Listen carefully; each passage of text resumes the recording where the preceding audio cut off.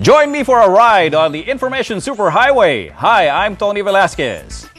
On this program, you and I will explore the innovations and advances that technology can contribute to improving the Filipino way of life.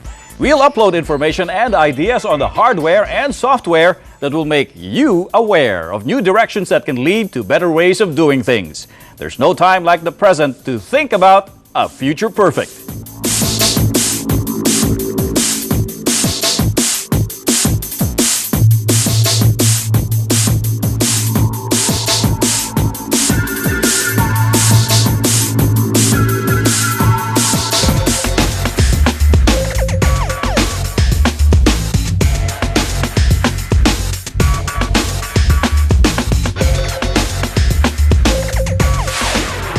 I can still remember just how excited I was when I first got my internet service. From the moment I heard that weird modem sound, I was instantly hooked to the internet at the amazing speed of 34 kilobits per second.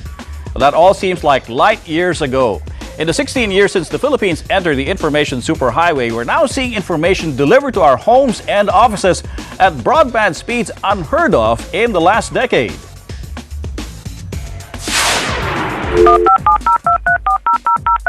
We hardly hear this anymore, but some 16 years ago, the electronic sounds of a dial-up modem heralded the dawn of the internet in the Philippines. Back in March 1994, a consortium of private and government computer network operators known as PHNet established the Philippines' first public gateway to the internet via a 64 kbps link to the US Sprint network.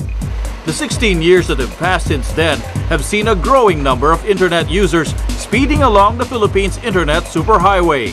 According to research conducted by Media Interactive, AC Nielsen, and Yahoo, there are an estimated 24 to 35 million internet users in the country. Over 70% of them access the World Wide Web through broadband connections at internet cafes. But even with those figures, the country's internet penetration is still reportedly low. A recent report based on findings of the research firm Ovum placed it as the fourth lowest in the Asia Pacific. There are signs, though, according to reports citing AC Nielsen and Yahoo, that broadband penetration is growing, reaching as high as 400% in 2009. Author Michael Allen Hamlin recently referred to a study by the research firm Comscore that 78% of Filipinos go online to look for some form of entertainment. About 43% visit news and information websites. More than 40% of Filipino internet users go online to purchase books, clothes, gadgets, and software.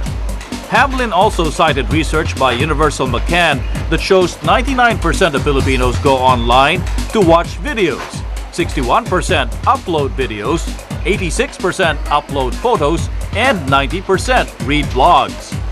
With so much multimedia content available on the web, most ISPs or internet service providers continue to offer increasingly faster broadband connections. Sky Broadband, which uses the fiber optic cable infrastructure of the Sky Cable Company, is offering a service of up to 112 megabits per second. Sky Broadband's marketing head, Joy Lantin, and the company's head of advanced broadband services, Vanessa Bueno, gave Future Perfect a short demonstration of just how fast its new service can go. Using a DOCSIS 3 cable modem set up in Rockwell, where the ultra-high-speed broadband service is initially available, a speed test showed a download rate of 106 megabits per second. The upload speed was measured at 3.54 megabits per second. Downloading an 817 megabyte file such as Microsoft Flight Simulator took less than 2 minutes, even as another similarly sized file was being downloaded. Those speeds, though, come at a hefty price. A subscriber will have to shell out 19,999 pesos a month. But the package also throws in Platinum Sky Cable service, unlimited additional outlets, and a voice service called Sky Voice that allows the subscriber to make free calls to the US and Canada. Eventually, we think people will need more the high-speed internet because our usage is changing. It's evolving to more of like video streaming. Like the Philippines is #1 in terms of video consumption. So they would really require a high bandwidth. By using what is known as a DOCSIS 3 or a Data over Cable Service Interface Specification 3, Sky Broadband's fiber optic technology bundles more channels, essentially opening a wider information superhighway for data to travel faster on. It's basically the technology. We're using fiber coax, so that in itself is already an advantage over the DSL technology. So, DSL technology is what? look for one, the DSL technology is using the copper wire, and it's very sensitive to distance. So if your location is far from the what they call the OPAC, so it affects the service. But high broadband speeds are mostly still impossible to access for Filipinos with lesser means. 11 years ago, in an interview with Wired Philippines, Dr. Rodolfo Villarica, acknowledged as the father of Philippine Internet, spelled out his dream for the country. A free internet backbone provided by the government all over the country. A 45 megabit leased line purchased by the government and made available at low cost to ISPs and schools. An internet connection in every barangay that, in Dr. Villarica's words, would enable the government to keep its finger on the pulse of the people and unify the Filipinos by enabling them to communicate inexpensively with each other. Yeah, we'll all probably be unified under Facebook. Well, you could be watching our show from the internet, sitting pretty while the video barely freezes thanks to your 2 megabit broadband connection. Now, that's pretty fast here in the Philippines. But did you know that some countries are already looking at a basic 100 megabit broadband connection in just a few years? Yep, you heard that right, 100 MB.